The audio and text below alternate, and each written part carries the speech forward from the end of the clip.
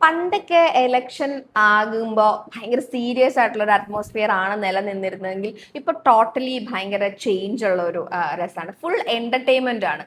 നമുക്കിങ്ങനെ വാവ്, ഒരു ഗേൾ അവിടെ ഒരു ഗേൾ ഇവിടെ എന്നൊക്കെ തോന്നുന്ന പോലത്തെ ഒരു പരിപാടി.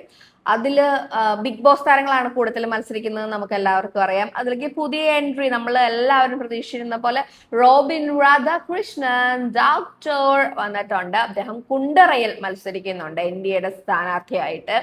അപ്പം അദ്ദേഹം മത്സരത്തിലേക്ക് വന്നു. പക്ഷെ ഏറ്റവും വേദനാജനകമായിട്ടുള്ള കാര്യം എന്ന് പറയുന്നത് അത് നമ്മുടെ ബിഗ് ബോസിലെ പഴയ സൂപ്പർ സ്റ്റാർ ആയിരുന്ന ലക്ഷ്മി പ്രിയ ചേച്ചിയുടെ കാര്യമാണ്.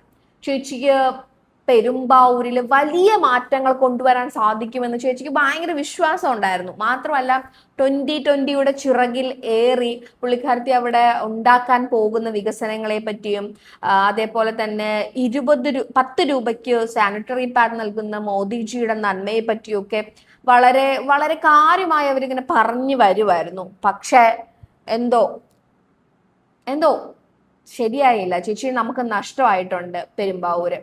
അപ്പം ചേച്ചിക്ക് വോട്ടേഴ്സ് ലിസ്റ്റിൽ പേരില്ല എന്ന കാരണം കൊണ്ട് പാവത്തിന് നമുക്ക് അദ്ദേഹത്തിന്റെ സേവനം നമുക്ക് കിട്ടില്ല എന്നൊരു അവസ്ഥ വന്നിട്ടുണ്ട്. പക്ഷെ കുഴപ്പമില്ല, അത് അത് നമ്മുടെ വിധി എന്നേ നമുക്ക് പറയാനുള്ളൂ. പെരുമ്പാവൂരുകാരുടെ തീരാത്ത നഷ്ടം. അത് മാത്രല്ല, നമ്മുടെ വീണ ചേച്ചി പാവം, പുള്ളിക്കാരത്തിക്കും ഇപ്പോ എന്തു പറ്റി? പുള്ളിക്കാരത്തിക്കും പേരില്ല. അതുകൊണ്ട് ഇന്നലെ പുള്ളിക്കാരത്തിയും തൂക്കപ്പെട്ടു.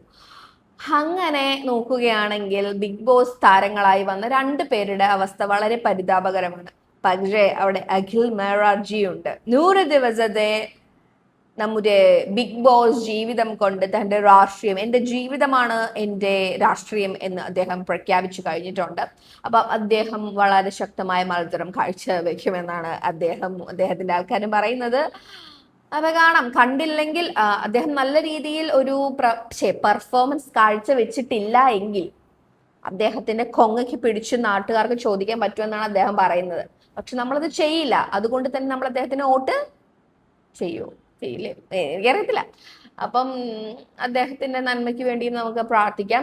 അഞ്ജലി ചേച്ചിയുടെ വീട്ടുകാർക്ക് വലിയ ആഗ്രഹമായിരുന്നു അഞ്ജലി ചേച്ചിയെ രാഷ്ട്രീയത്തിൽ കാണുന്ന അച്ഛന്റെ വലിയ ആഗ്രഹമായിരുന്നു. സോ അഞ്ജലി ചേച്ചി രാഷ്ട്രീയത്തിലുണ്ട്. അച്ഛന്റെ ആഗ്രഹം അങ്ങനെ ചേച്ചി സാധിച്ചു നൽകിയിരിക്കുകയാണ്. ചേച്ചി പ്രചരണവുമായി കനത്ത യാത്രയിലാണ്.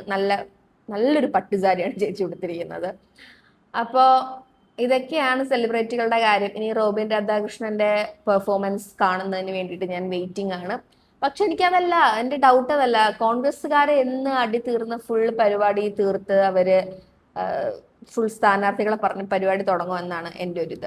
ഏകദേശം തീരുമാനമായിട്ടുണ്ട് സുധാകരന്റെ അവസ്ഥ.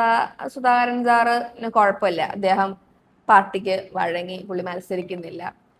ആരൊക്കെയോ ഓരോ ദിവസങ്ങളിലായി കോൺഗ്രസിൽ നിന്ന് ആ ലീഗ്, ഇത് അത് മറിച്ച് എ ഗ്രൂപ്പ് ആരൊക്കെയോ പോകുന്നു, ആരൊക്കെയോ വരുന്നു. അപ്പൊ എന്താകുമെന്ന് നമുക്ക് നോക്കിയിരുന്ന് കാണാം.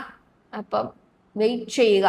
കേരളത്തിലെ ഏറ്റവും വലിയ എന്റർടൈൻമെന്റ് പരിപാടിക്ക് വേണ്ടി. ബൈ.